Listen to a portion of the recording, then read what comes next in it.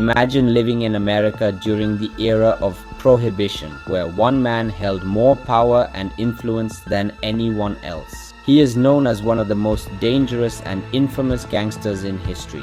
Yes, we are talking about Al Capone, the man who brought Chicago to its knees and whose name is still revered in the criminal underworld.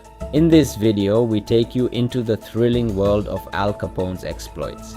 He was born in Brooklyn, New York, the fourth of 9 children in an immigrant family from Naples, Italy. His parents, Gabriel and Teresa Capone, had immigrated to the United States in hopes of a better life.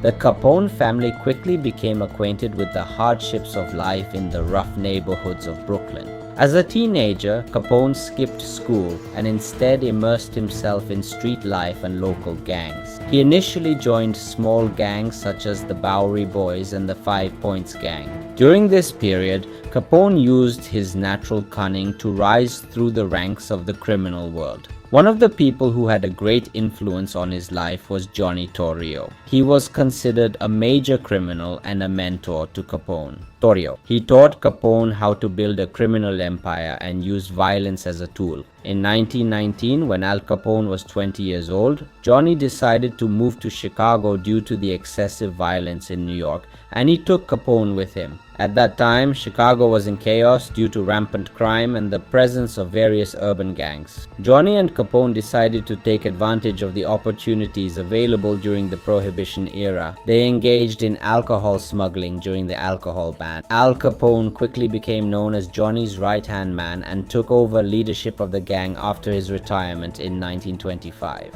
Capone quickly established a network of alcohol, gambling, and prostitution rackets in Chicago, using bribery and violence to gain control over local officials and police. He was able to eliminate his rivals through threats and force, becoming one of the most powerful figures in the city. One of the most infamous events in Capone's life was the Valentine's Day Massacre of 1929. In this incident, 7 members of a rival gang were brutally murdered. Although Capone was never formally charged with the crime, everyone knew he was behind it. This event not only increased Capone's notoriety but also caused widespread public fear, cementing his reputation as a ruthless criminal. Capone's influence was so immense that even politicians and high-ranking officials were afraid of him. He was able to gain the support of ordinary people by hosting large, lavish parties. Capone became known as Chicago's Robin Hood because he shared a portion of his wealth with the poor and participated in charitable activities. However, Capone's reign of power eventually came to an end. In the late 1920s, the US federal government decided to take action against Al Capone. Elliot Ness, a special agent from the Treasury Department, was tasked with assembling a team called the Untouchables to bring Capone to trial. Ness and his team were able to convict Capone of tax evasion using financial records and accounting evidence. In 1931, Al Capone was arrested for tax evasion and sentenced to 11 years in prison. He was initially sent to the Atlanta Penitentiary, then later transferred to Alcatraz, one of the toughest and most secure prisons in America. Capone spent the final years of his life in prison. After his release in 1939, he lost the ability to run his criminal empire due to illness and mental health issues. Eventually, he passed away at his home in Florida. Al Capone was a symbol of power, violence, and corruption during the Prohibition era in the United States. Despite all the crimes he committed, he remains one of the most famous and controversial figures in the history of organized crime.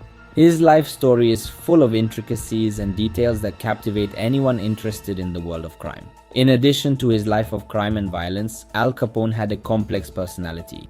While being a ruthless criminal, he also placed great importance on his family. He lived with his wife May and son Sonny, and despite all the violence he committed in the outside world, he was a loving and attentive father at home. Al Capone was also interested in culture and art. He enjoyed listening to music. Capone took pleasure in others seeing him not just as a criminal, but as an individual with diverse interests and talents. If you enjoyed this video and would like to hear more stories about history's greatest criminals, be sure to follow our channel. Share your thoughts with us and stay tuned for our next video. Take care of yourself and stay away from crime.